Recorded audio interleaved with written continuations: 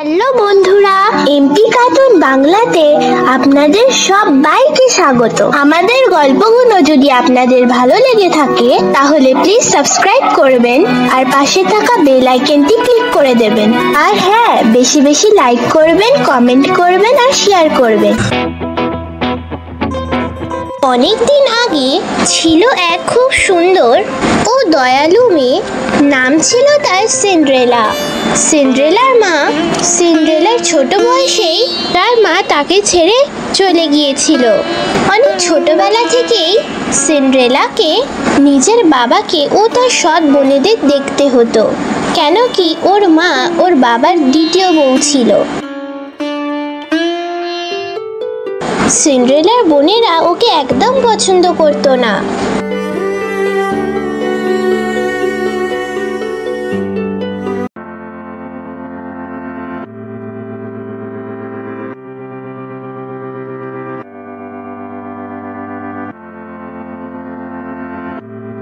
বড় হয়ে যাবার পরেও তারা সিন্ড্রেলাকে চাকরের মতন রাখতো আর অনেক খারাপ ব্যবহার করতো।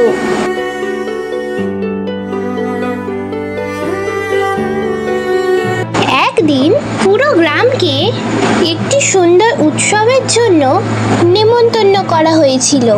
সিন্ড্রেলা 17 বছরের হয়ে গেছিল আর মহারাজ ওই গ্রামের সব যুবতীদের গ্র্যান্ড বলের জন্য ডেকেছিল। কিন্তু সিন্ড্রেলার সৎ মা সিন্ড্রেলাকে যেতে দিল না।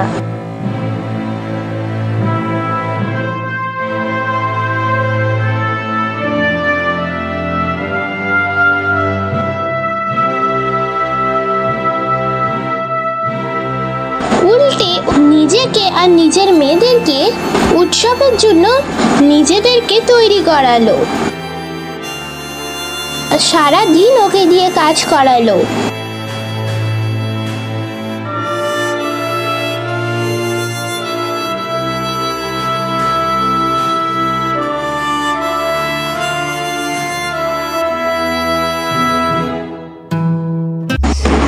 শেষে আর সিন্ড্রেলার গ্রাউন্ডটাকে ছিঁড়ে ফেলল, যাতে কি সিন্ড্রেলার গ্র্যান্ড বলে না যেতে পারে। তারপর ও সৎ মা সিন্ড্রেলাকে একা ঘরে ছেড়ে চলে গেল গ্র্যান্ড বলের জন্য। সিন্ড্রেলা মন খারাপ করে কাঁদতে লাগলো। সিন্ড্রেলা হাল ছাড়তেই যাচ্ছিল, তখনই একটি বুড়ি মা তার সামনে প্রকট হলো। আমার আদরের সিন্ড্রেলা, কেঁদো না, আমি তোমাকে ওই অনুষ্ঠানে পাঠাবো।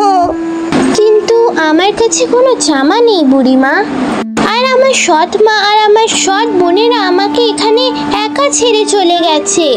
চিন্তা করো না আমার ছোট মেয়ে, তুমি আমাকে বিশ্বাস করো, আমি জাদু দিয়ে সব ঠিক করে দেব।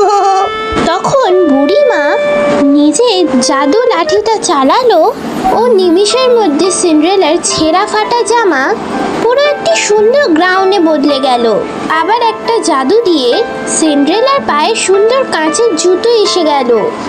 ওয়াও, কত সুন্দর এই গ্রাউন্ডটা! কিন্তু বুড়িমা, আমি রাজমহলে পৌঁছাবো কি করে? তখনই বুড়িমা পাশে কটা ইঁদুরকে দেখেছিল। তখনই বুড়িমা ওদের দিকে জাদুর লাঠিটা ঘোরালো। তখনই ইঁদুরগুলোর মধ্যে একটা ইঁদুর ঘোড়ায় পরিণত হলো, আরেকটা ইঁদুর গাড়িতে পরিণত হলো, আর একটা ইঁদুর চালকে পরিণত হলো। তখন সিন্ড্রেলা এইসব দেখে খুব খুশি হলো আর রাজমহলের দিকে বেরোনোর আগে বুড়িমা তাকে বলল, ও সিন্ড্রেলা, এই জাদুটা রাত 12টা পর্যন্তই থাকবে, তোমাকে তার আগেই ঘরে আসতে হবে। ঠিক আছে বুড়িমা, তোমাকে অনেক ধন্যবাদ বুড়িমা।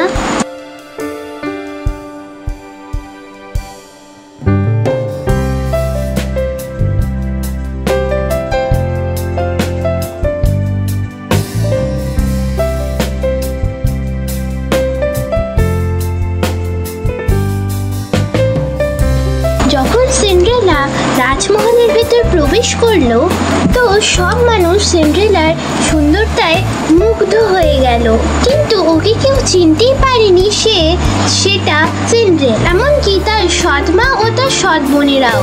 তখন রাজকুমার সিন্ড্রেলাকে দেখেই প্রথম দেখাতেই প্রেমে পড়ে গেল।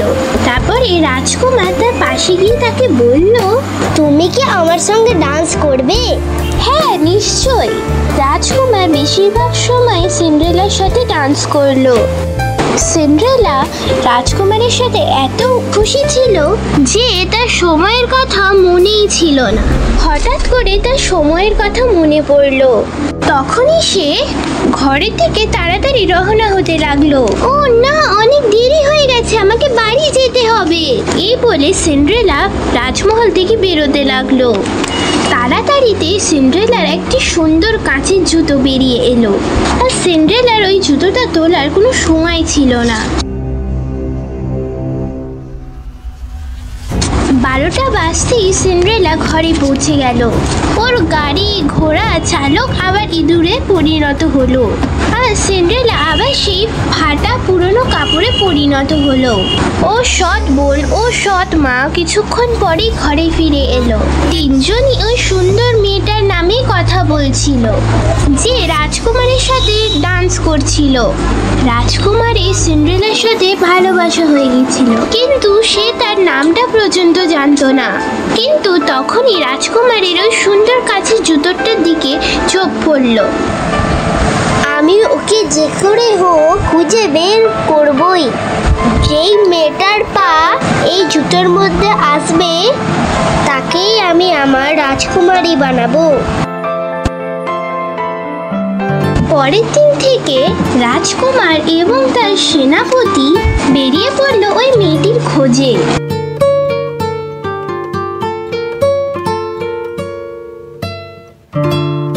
ঘরে ঘরে গেল ওই মেয়েটাকে খোঁজার জন্য ও জুতোটা পরানোর জন্য।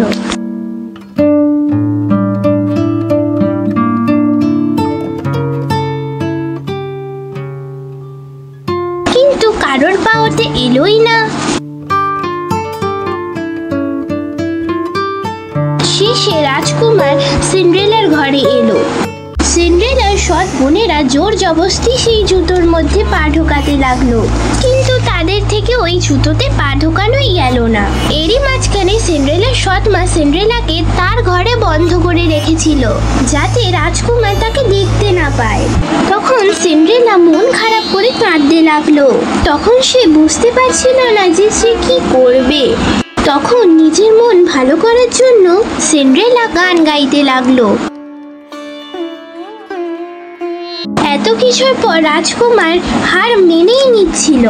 তখনই হঠাৎ করে সিন্ড্রেলার সুন্দর গলার আওয়াজ শুনতে পেল। রাজকুমার সিন্ড্রেলার সৎ মাকে জিজ্ঞাসা করলো, কি ঘরে কোনো অন্য মেয়ে আছে? সিন্ড্রেলার সৎ মা অনেক চেষ্টা করলো রাজকুমারকে ওখান থেকে বের করার জন্য, কিন্তু রাজকুমার তার সেনাপতিকে হুকুম করলো ঘরে তল্লাশি নিতে।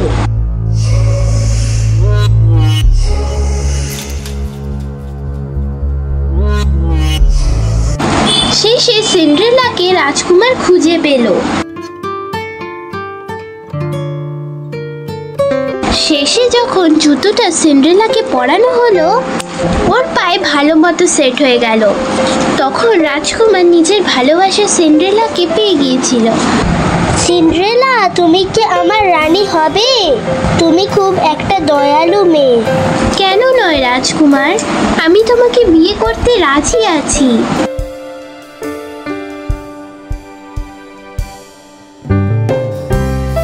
শেষে সিন্ড্রেলা আর রাজকুমারের বিয়ে হয়ে গেল, আর দুজনেই খুব খুশি ছিল। সিন্ড্রেলা নিজের বোনেদেরকেও ক্ষমা করে দিয়েছিল।